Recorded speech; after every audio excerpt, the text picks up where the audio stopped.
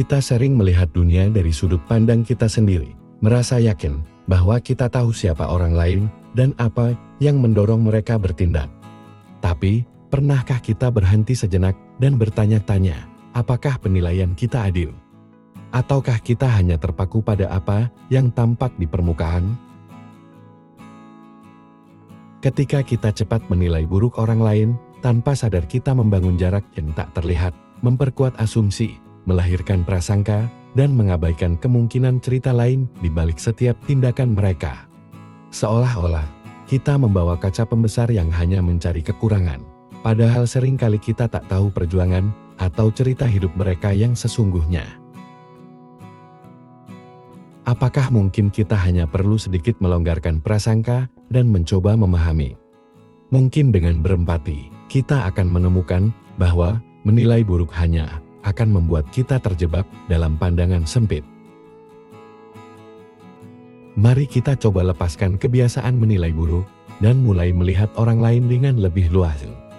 Bukankah hidup ini akan lebih damai jika kita belajar untuk memahami daripada menghakimi? Mari kita dengarkan cerita berikut ini.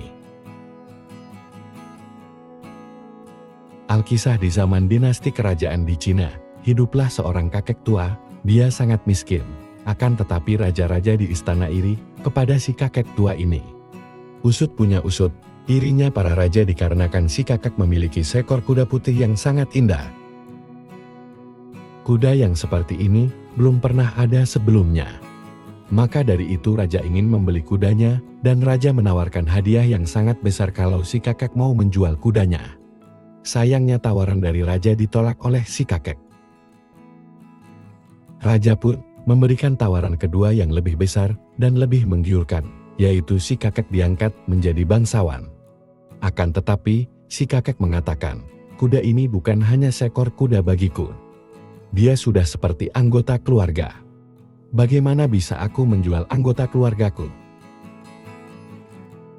Melihat jawaban si kakek yang tetap tidak mau menjual membuat para tetangganya emosi. Para tetangga mencoba meyakinkan si kakek untuk menjual kudanya, tetapi si kakek tetap tidak mau menjualnya. Suatu pagi, si kakek tiba-tiba menemukan bahwa kudanya tidak ada di kandang. Hal itu membuat seluruh warga desa heboh, lalu berkumpul dan mereka semua berkata kepada si kakek, "Kamu orang bodoh. Kami tahu sebelumnya bahwa suatu hari nanti kuda itu akan dicuri. Kamu itu sangat miskin, jadi akan lebih baik jika menjualnya saja. Kamu bisa mendapatkan harga berapapun yang kamu mau. Karena raja sudah menyukai kudamu, tapi nasi sudah menjadi bubur. Sekarang kudanya hilang. Itu adalah nasib siam," ujar para tetangga. Mendengar pembicaraan para tetangganya, si kakek berkata, "Jangan terlalu jauh berpikir, cukup katakan saja bahwa kudanya tidak ada di kandang. Lalu, apakah itu nasib siam atau malah keberuntungan? Kita tidak ada yang tahu." Orang-orang tertawa, karena si kakek tidak mengikuti saran dari mereka. Padahal si kakek tinggal selangkah lagi akan hidup dalam kekayaan hanya dengan menjual seekor kuda. Tetapi nyatanya si kakek melewatkan momen sekali seumur hidup ini. Waktu demi waktu berlalu, setelah 15 hari dari kejadian tersebut, tiba-tiba suatu malam kuda putih itu kembali. Ternyata dia tidak dicuri, dia hanya kabur ke hutan belantara. Dan dia tidak hanya kembali sendirian, tapi membawa 12 ekor kuda liar cantik lainnya. Mengetahui kejadian tersebut, penduduk desa berkumpul lagi dan berkata kepada si kakek, "Wow, ini keberuntungan yang luar biasa." Si kakek berkata, "Lagi-lagi kalian berpikir terlalu jauh. Katakan saja kuda itu kembali dan membawa 12 kuda lainnya. Tetapi jangan menilai apakah itu keberuntungan atau nasib buruk, karena tidak ada yang tahu." Kali ini orang-orang terdiam. Mereka tahu jika kuda-kuda cantik yang liar ini dilatih, maka akan menjadi jinak dan bisa dijual dengan harga yang mahal. Si kakek hanya memiliki satu orang anak laki-laki yang masih muda. Anak itu mulai melatih kuda-kuda liar tersebut. Suatu hari, saat melatih kudanya, dia terjatuh dan kakinya patah. Orang-orang berkumpul lagi dan mereka langsung memberikan penilaian dengan berkata, "Kasihan sekali. Satu-satunya orang yang mengurusmu di hari tua, yaitu putra tunggalmu, telah kehilangan kakinya. Ini adalah nasib buruk."